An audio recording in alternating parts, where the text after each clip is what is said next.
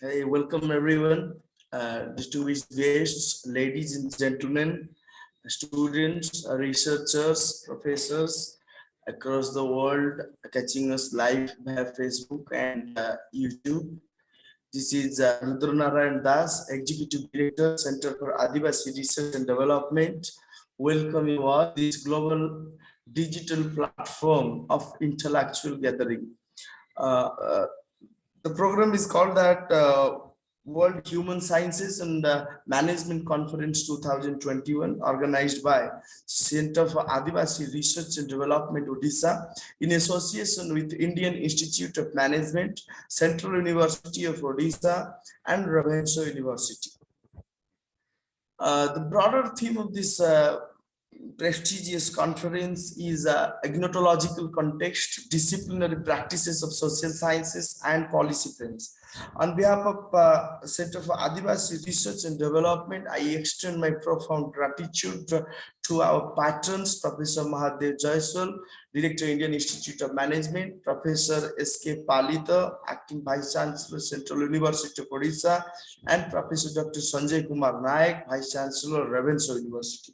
The convener of this largest virtual conference, an eminent Indian historian, Professor Chandi Prasad Nanda, and eminent policy activist, writer, and philanthropist, Mr. Charudat Panigrahi. Friends, in this evening, um, we have a very young and energetic speaker. He is none other than Mr. Reny Jesus. He's by profession a lawyer on the field of administrative law, and he's also an executive assistant of the reform and modernization of the public administration vice ministry and treasurer of the Latin American Council of Students of International and Comparative Law chapter in Dominican Republic. He's also a champion and best speaker on the international competitions. Victor Carlos Gracia Moreno, and it's also simulation before an international criminal court in Mexico 2019 edition. So welcome, Mr. Reny Jesus. On behalf of CARD, I welcome you to this intellectual virtual platform. In today's symposium, Mr. Reny will deliver his talk on the organization's role and states' solidarity in the pandemic age. Now, without taking much time, I'd like to invite Mr. Reny to initiate his talk. Over to you, Mr. Reny.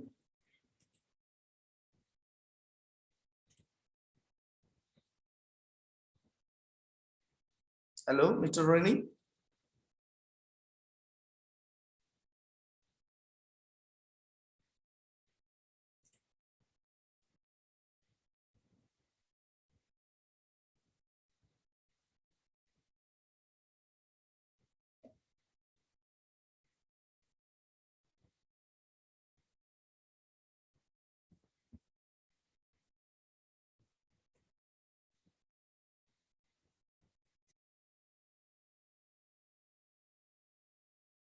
Please be with us. I thought Mr. Reny. Yes, his audio is not showing.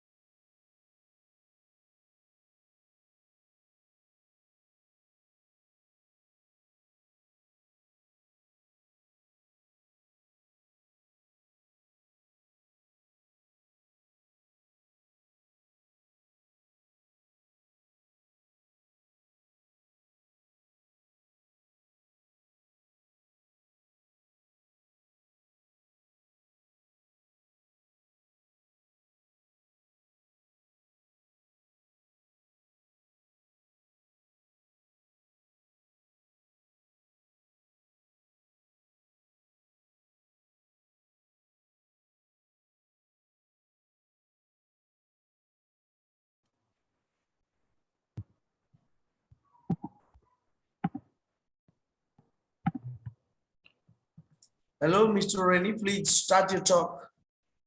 Yes, ladies and gentlemen, excuse me. We have some troubles in here. Okay. Please carry on. Local troubles. Yeah. So thank you so much for the presentation. Thank you so much for the invitation to this incredible international conference. It's my honor being part of this great community. It's my pleasure, and I'm gonna just use some minutes to be sharing with you some specific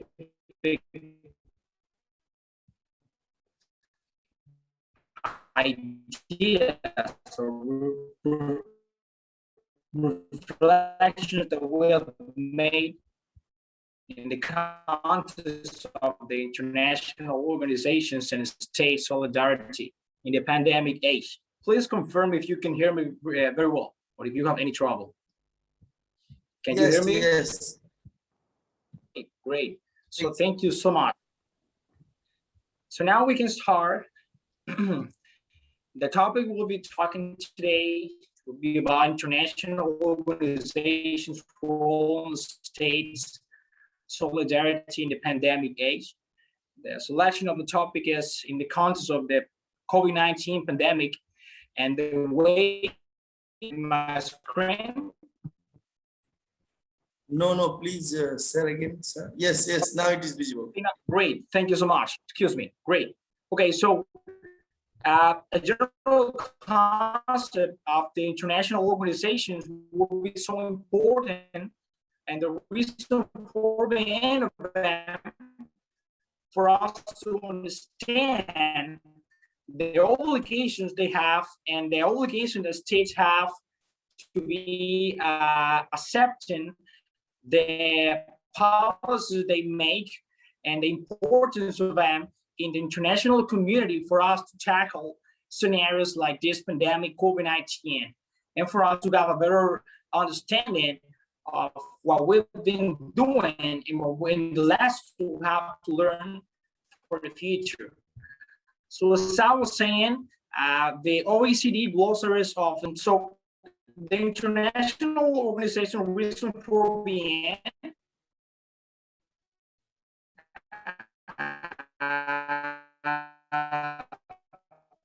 has to do a lot with the fact that the international organizations should be responsible for the maintenance of the international peace and economic, social, or political stability of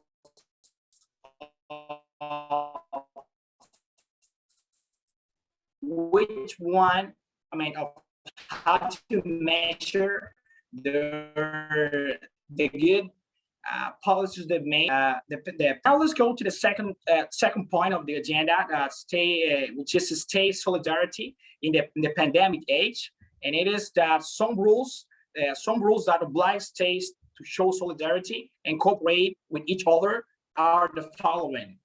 There are some specific documents that obligate states to cooperate with each other, being coordinated and implement solidarity policies in their nations.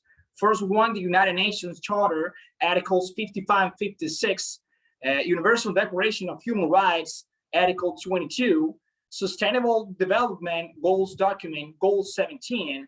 More than all of these ones, customary policies are mandatory rules that also oblige states to show solidarity in their actions. I just mentioned a few of them, but it's very important to understand that. Having said that, and knowing that states are obligated to cooperate with each other in this pandemic moments, let's go now. Let's have a focus of it globally, for us to understand some lessons we've learned and some things some facts that the Chatham House pointed out in these days. The crisis caused by the COVID-19 pandemic has been a crucial test of the international solidarity. Hiding persistent geopolitical tensions and competition have undermined global solidarity and multilateral efforts to build and sustain solidarity among countries. Not just 2020, but also 2021 and 2019. The more powerful countries and the one called the powers of the world have been have been involved into different economical, social, political wars in different spaces, and this has been causing tensions for us to have a global agenda and a global solidarity, multilateral efforts. This is one of the most, this is one of the most crucial facts that have affected us to have global policy to tackle the pandemic. And this has affected international organizations because no matter what they say, no matter what they recommend, if the states are fighting, there's no way we can have something effective. So the other one is the multilateral institutions and mechanisms that did have the necessary capacities, capabilities, power, and resources to enforce solidarity norms. In some cases, international organizations have extended some policies, and states haven't had the capacities and capabilities or even the resources to enforce these solidarity norms.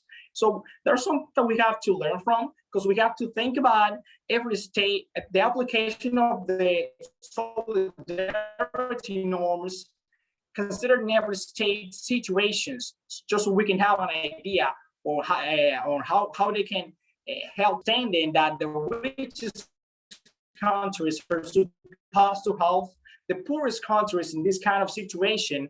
There needs to be an interchange of helps between the poor countries and also between the poor countries by themselves as well. And I'm going to talk about that later on as well. Another fact that involves the problems we had in global solidarity during these days is that there have been remarkable instances of solidarity spurred by the pandemic. Scientists, businesses, civil society, and other actors have worked together, often in innovative and spontaneous ways to address the pandemic, but solidarity at the global political level has been weak and fragile. This is not something that activists, politicals, and academics haven't been investigating and trying to solve the problem. It's something about nations that haven't been able to put the human being by itself first, above their interest. There's something that we have to work on, because if we don't put that as the first step in the agenda, understanding that we cannot govern nowadays isolated. There's no way for us to govern isolated in this globalization change that we have nowadays. If we don't understand that, we will just making policies to think that we're doing something great for our people, but we're not. At the moment, we may think that governing just for our people and not thinking about the other countries is something great for us. But later on, 2 or 3 days later, we have to start with a commercialization. We have with the interchange of technicals and many more exchange that we have that globalization comes with. We understand that we have to be governing globally, not just as one country. The other fact that we have is that countries have generally not worked together in solidarity at the global level and have resorted at times to trade restrictions and other actions that undermine solidarity in ways that have been detrimental to global effort.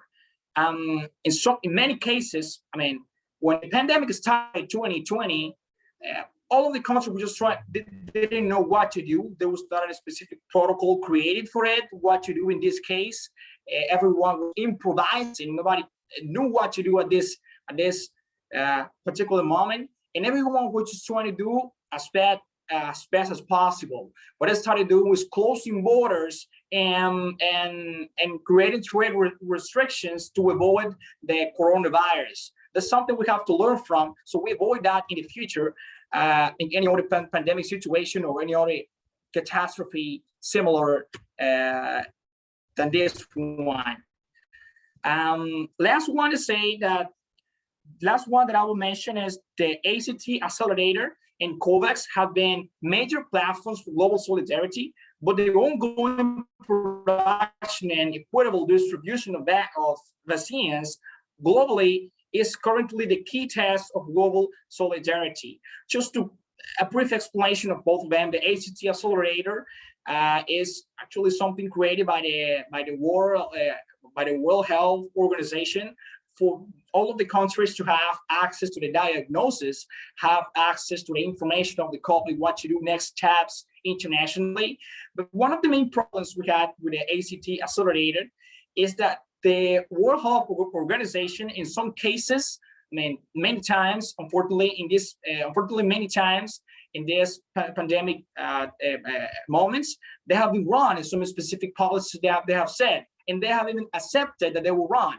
So that when they start losing credibility, no matter if you have access to the information, to the diagnosis of the COVID, if the international organizations do not understand the real problem, there's nothing we can do. We're gonna be all improvising, doing all efforts to do whatever we think is good or bad. So that's one of the main problems the ACTA had.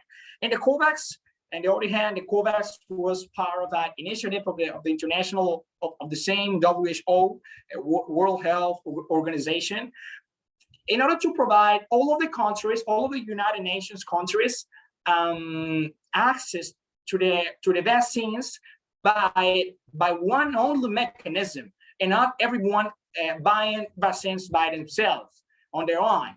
Something great. This mechanism will be something great. Everyone buying vaccines and getting the vaccines also being distributed by that, considering the population, the population, the needs, the COVID-19 spread data, and all that. However, what happened with the COVAX is that the real powers of the world, the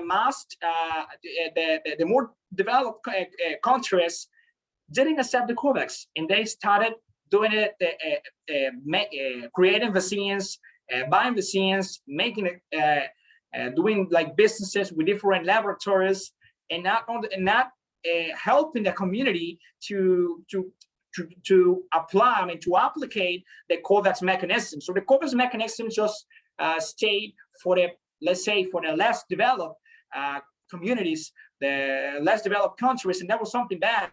Because like laboratories were also making,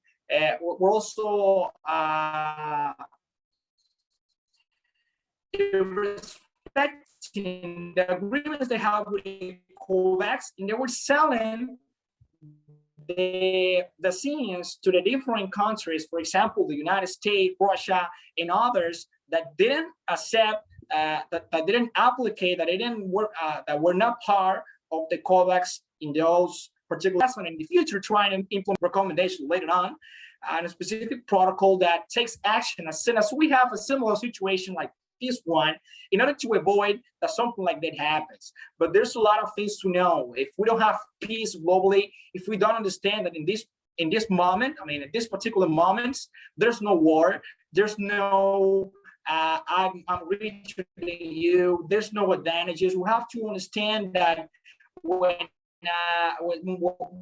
something is affecting the human being, we have to work together globally. We have to make action. We have to set a fixed agenda that can tackle the pandemic or any other situation for us to get out of it, for us to get better, for our people to be saved.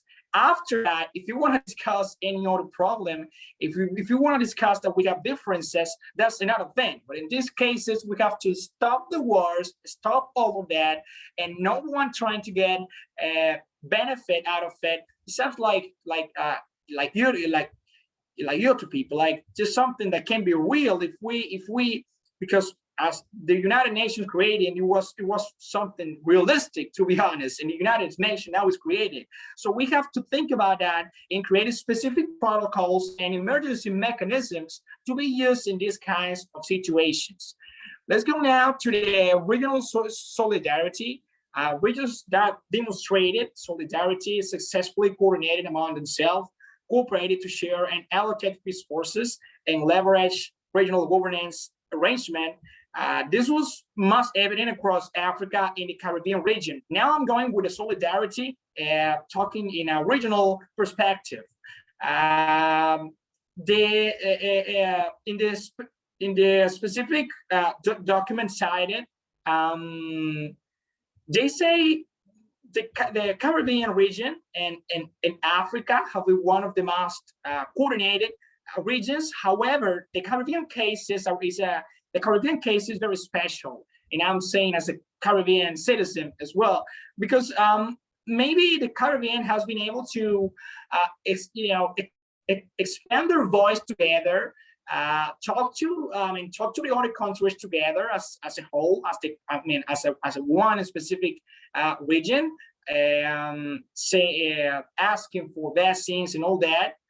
But internally, things are different. When it comes to the cooperation between them, things are different. Countries from the Caribbean are not really like setting the same agenda to help each other. They can talk to it. They can learn from experience. We can learn from experiences, but we're not really understanding we're allies.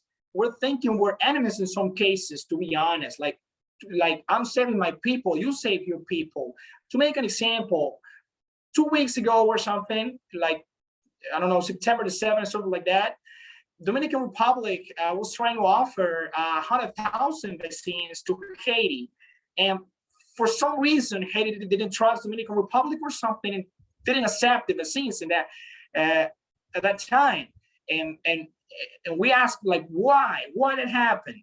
And it's something that they believe in more in any other region than in the Caribbean itself, something that has to be really analyzed.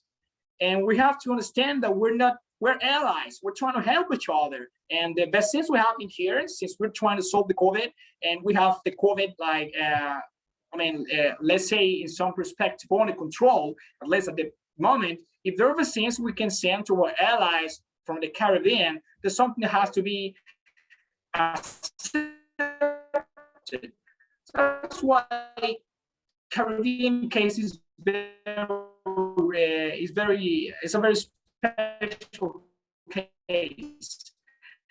On the other hand, there was the response efforts in the Latin American region were characterized by political and technical dissonance, and regional solidarity has been particularly weak.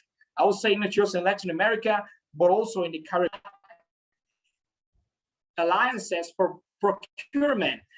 What happened there is that the European countries understood that COVID-19 wasn't going to affect them because they have the experience from SARS, and they understood that because they have great hygiene measures, they have great hospitals and all that, and the investment in health are great, are real high. They thought COVID-19 wouldn't affect them, so that's why the European Commission tried to gather and do all of the efforts to start tackling the COVID-19 pandemic. The richest country of the European Union were not interested in doing that, and that's why cases like Italy happen, like that a lot of people dying. There's no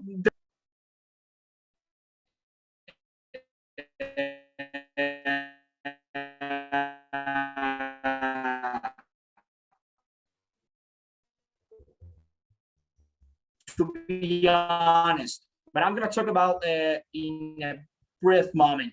In the Asia Pacific, in fostering regional or sub-regional solidarity, and countries develop measures so that doesn't happen again. So when it comes to solidarity between countries, once this pandemic or reform of the existing ones must have at their core the objective of fostering global solidarity and addressing inequity, something very important to understand. On the other hand, the principles of solidarity should be embedded in any new pandemic governance instrument, and Paris should be convened regularly to review progress, encourage accountability, and reinforce solidarity at all times above what some call sovereignty. I'm going to talk about it later, because sovereignty is not a concept we had before. Like, sovereignty is not, I'll do whatever I want when I want it for my people. That's not the real sovereignty in an international, in a globalized culture that we have nowadays. In states now live isolated.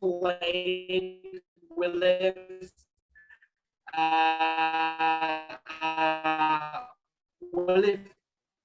globally nowadays when it comes to the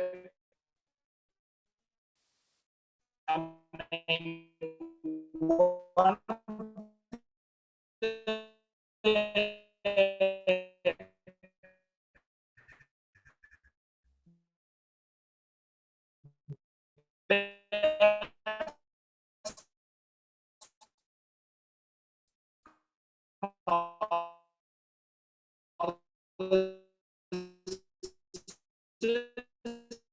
have been made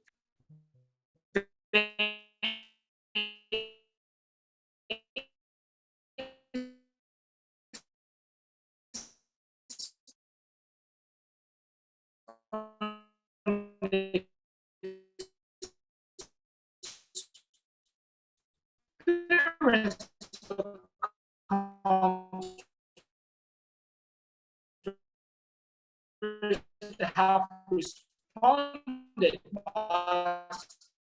successfully. Now, go with the international organizations in the context of the COVID-19. According to the out of 70, they made a study of 75 international organizations, and 22 of them have thoroughly engaged with COVID-19. 35 provide some continuity of operations and use assistant instruments, and 18 international organizations. Analysis they made in this specific study was how they use the previous the existing instruments they have, how they created new instruments in the context of the pandemic, and how they create new instruments to solve the problem, and advance with it, and don't stop the process, that they don't stop the purpose they have. For example, just to make an example, I brought to the table on a specific case, which is the Universal Postal Union. The Universal Postal Union has a tax-specific international, it's a tax-specific international organization. This one provides, provides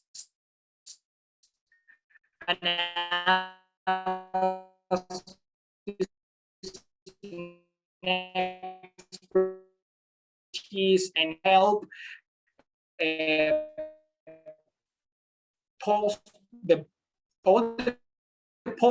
international postal system to be delivered, the mails to be delivered. But like in a context of the COVID-19 pandemic, if there's COVID and nobody knows what to do, there's no a lot of things they can do more than and so on, but there's no in order to assess the international organization performance in the pandemic.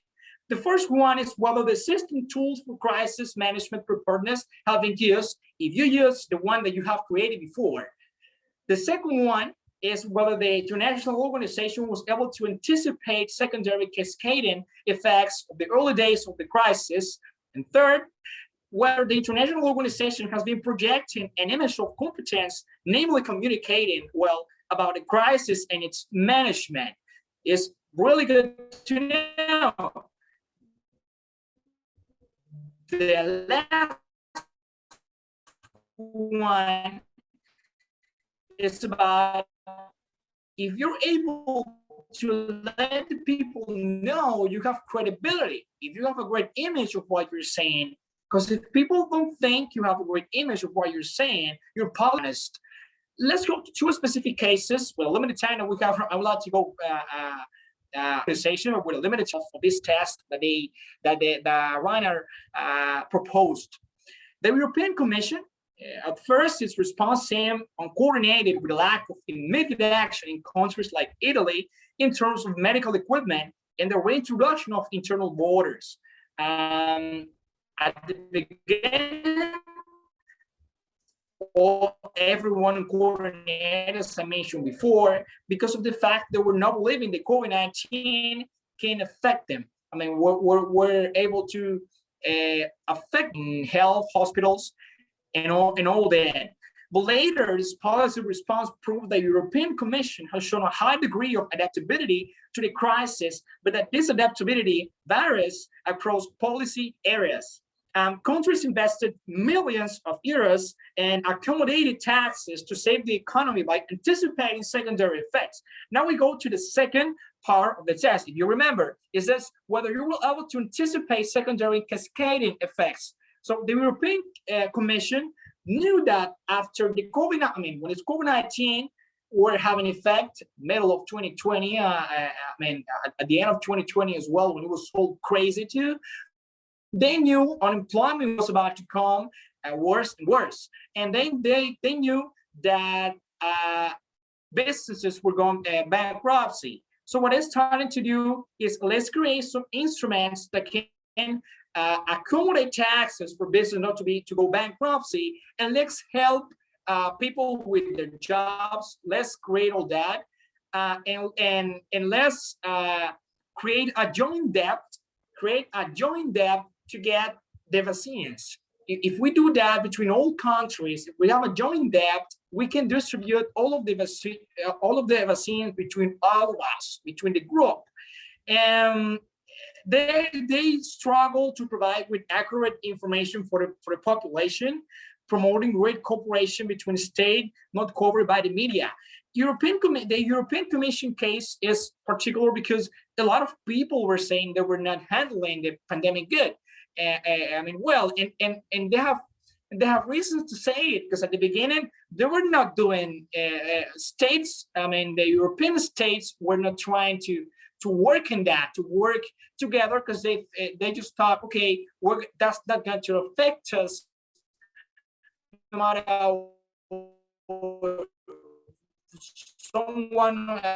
some of our allies are affected. It's not going to affect the whole European Union or my country. But when they knew that, they started to put efforts and to work together and to make and to let. Not every state has been willing to accept the vaccines and measures taken. Policy instruments implemented by the European Commission are through joint debt, European Stability Mechanism for health purposes, and so on. So we're saying they have created new instruments in order to be able to tackle the pandemic problem they had. And they also extended the policy scope, because they started creating policies for health, social policy, border management, finance. They thought, hey, let's not close our borders and that's it. Let's not close our borders and that's it. Let's make a regional policy that can help us solve this problem as a community. And that's something that was learned from them by other countries, and that's how we understood how COVID-19 had to be tackled. The United Nations is the other case that I have, and I'm almost done with them. The United Nations, and specifically the World Health Organization, and it's in a specific case, a special case for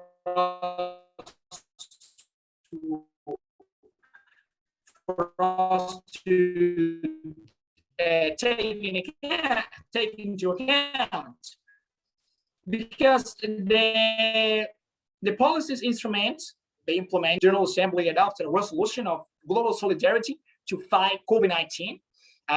They created the access to COVID-19 tools accelerator, as I mentioned, international solidarity trial, and the COVAX as well.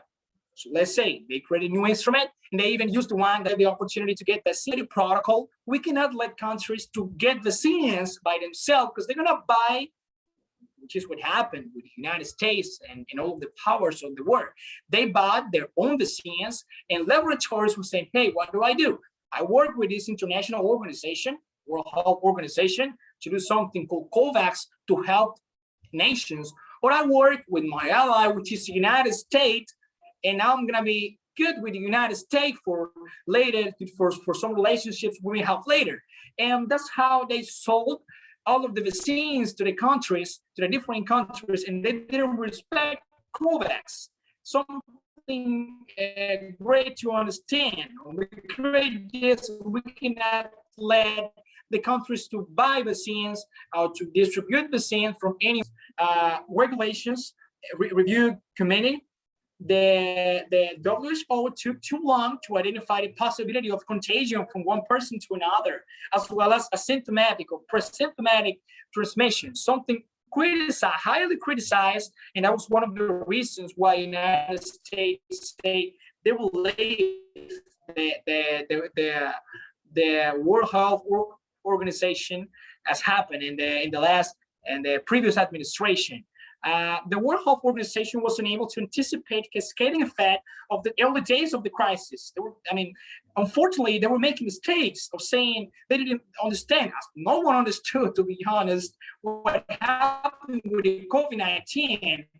But like in the case of the World Health Organization, there's no, people, they have a great credibility in people, and if they're still making mistakes, people don't trust what they say, people don't applicate what they say. No, if you tell me this, and I apply what you're saying, and later I do that, and a consequence comes after it, and then I ask you what to do, and you don't tell me what to do, there's no way I can say you're anticipating the cascading effect of the crisis. So I'm alone. I have to do whatever I think is good for me to help my people and my region. And at the end, the WHO projected an image of incompetence provoking arguments against from countries like the United States, which did not support COVAX and some other mechanisms. So having said that, I would like to say which one of them did a good job, which one of them has credibility now. I would like to say that. I would like to let it put in the table the test that I proposed before. That the authors that I cited proposed before. And we can think what happened, how they worked during the pandemic. I would like to cite what the former Secretary General Kofi Annan stated in 2001, more than ever before in human history, we share a common destiny. We can master it only if we face it together. And that is why we have the United Nations. There's no way we can tackle a pandemic problem. There's no way we can get out of it if we don't work together as one global as one global nation, not thinking about my interests and what I can have out of it. With my conclusions, I would say international organizations have not been able to prevent vaccines from being used as a mechanism of influence and negotiation to the detriment of poor countries. That's something that we all know. And the benefits of international law development, international organization is still being greater transparency, regulation, and control within, so that they reflect more than just the interest of the powerful states. Vaccines and all the help that we need to have when it comes to solidarity within states between states in specific, we cannot think of this as a mechanism for influencing and negotiating and having my allies and trying to get an interest of it. Something important for us to understand. Solidarity principle prevails over state sovereignty in the new global government model. Something sovereignty has been, people are confused in the state of sovereignty. You're saying, okay, I have my sovereignty and I'm obligated to have solidarity, to have solidarity with different states. But like no states derive from its own sovereignty the freedom to violate treaties or other rules of international law. On the contrary, sovereignty is understood as a status that is characterized by compliance with the rules of international law, which originates from the binding of the state to the international community. So the new concept, concept of sovereignty is not I do what I want when I want it. It's I do what needs to be done to protect my people, but thinking globally and thinking that I have different lives that I have to respect, that I have different people that I have to help. Because if I don't help people, I don't help my people. Period. That's it. If I don't help them, I don't help my people. Because we're going to have relationships later, commercial relationships and all that. And if we don't help them and they're bad, I'm going to be bad in the future. Scientific mechanism of international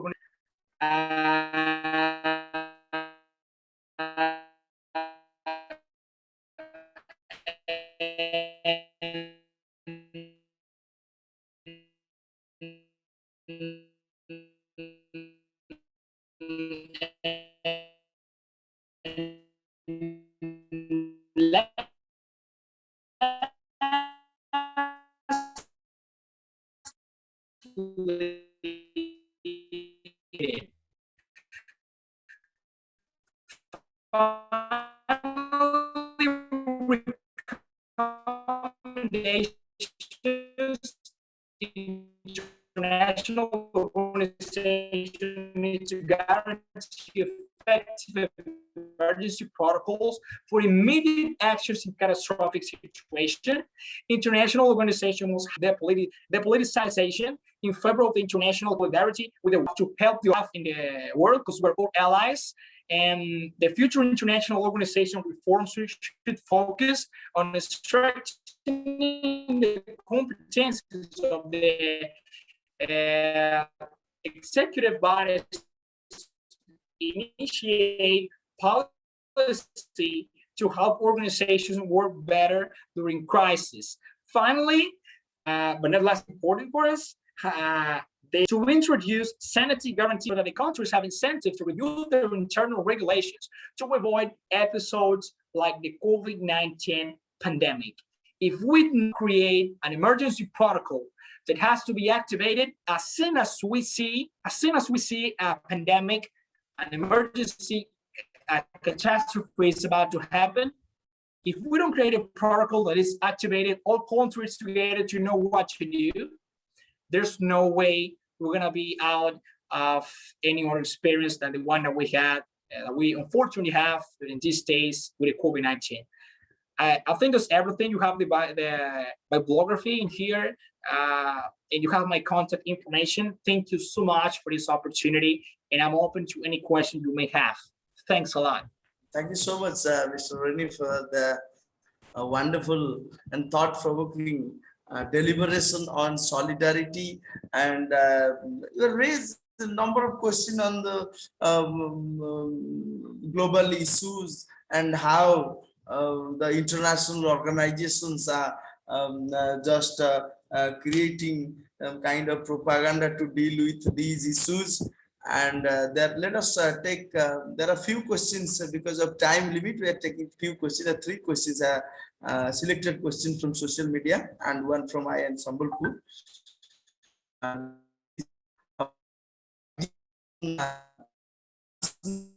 Solidarity in post-pandemic age. I couldn't hear you very well. Excuse me, I couldn't hear you very well. Can you, you were cutting off. Can you say it again, please? Please, you can read in the chat box. The questions are there in 3 questions. Okay, great. Okay, so the first question I can see is, what is your ideas on transnational solidarity in post-pandemic age? Great question, valid point. In post-pandemic age, I think states need to gather, right? Learn from the experience we had, understand that we cannot improvise when a pandemic is coming, and create a unique protocol, a unique mechanism that is activated as soon as some specific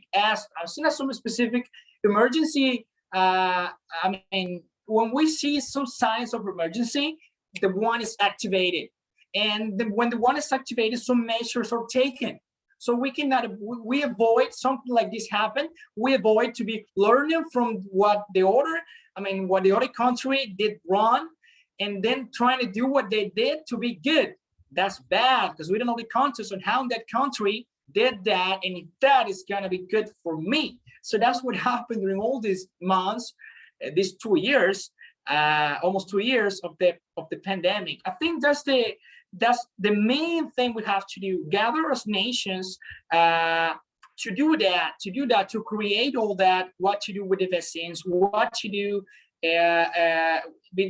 between countries. I mean, what we have to change and all that together to reinforce on that, understanding we're just one global nation in times of crisis, not enemies. We're all allies because we're globally connected. That's it.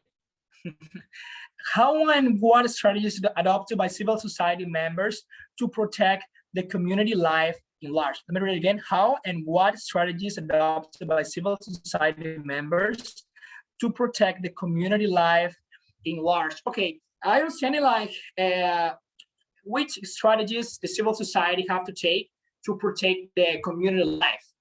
I will say, first of all, civil society members have to maintain their credibility, to be honest, credibility with government. They have to be working at that every day to have credibility with the government, so that when they request something, when they ask for something, the government understand they're serious people and they want to do something for good, not for taking benefits out of it. That's one of the best things. On the other hand, I will say civil society members have to work together to protect their community life. They have to work together. We did it in the Caribbean to request things. We create one voice in the name of the Caribbean to request for vaccines, to request for things. And that's something that they have to do, that needs to be done. And understand that if the pandemic is low, I mean, if there's there's not a lot of cases, a lot of active cases, it doesn't mean we have to avoid, we have to stop creating measures to tackle the pandemic. That's something that I remember happened in India, and that is reviewing the news, they were saying India is good. India won the war of the pandemic. But then after that, a lot of cases came in and bad things happen. The pandemic moments are crucial. And when the pandemic is active, we have to take fast decision. We have to do a lot of things, learn from what others doing, and take with decision with a lot of uncertainty. So when we are in bad situations, we can take good decisions. If we're in good situations and the pandemic is not affecting us a lot, that's the time for us to think what's going to happen later. And government is to include their civil society members to do that, as has happened. To make a brief example, because I live in here, but in Dominican Republic, I'm very proud of it. The government has done that, has included the civil society members to protect the community to work together. We included influencers, we included singers, we included everyone to help the community to understand we have to be vaccinated. The other one I see is how third world countries like India and Bangladesh in global South region, particularly struggling with a health crisis, inflation. By Global 10, it's about transnational agendas of virus to vaccinations. How you look at these issues in your experiences, something really important. Inflation came in like drastically because countries were not thinking thinking together. That's what I'm saying. If you think you can solve the problem by yourself and without the help of anyone else, you use your resources, right, to help yourself. Later on, you're going to see you need more people for your economy to be good. And you need your people, you need that people for your economy to be stabilized. And if you don't have it, you're going to have inflation problems. You're going to have a lot of troubles. And then you'll see, oh, what happened? The war is bad. No, you were bad. You didn't help the community to survive out of this, to survive and tackle this pandemic in a good way. When it comes to the transnational agenda of virus to vaccination, how you look this issue in your experiences, I will say that we have troubles right now with that. We have troubles right now with that because the powers of the world are still in war. They're not understanding that we have to set a fixed agenda, a common agenda for us to change, for us to, for example, reinforce the COVAX, and for us to be able to help who needs the help. It's not about I save my people. So in my experience, what I think will be good for communities to get out of all of it is trying to get allies, trying to expand their voice when it comes to that, have that idea. We have to set up a common agenda when it comes to that. We have to set up a fixed mechanism for the vaccines. And when that happens, when we create that mechanism, when the powers understand this, and we make them understand the benefits we have for them and how we can help them, because like they think, okay, in some cases is this country not developed, for example, and you are developed and you think I'm not good or I'm a lot in your policies. So I have to show you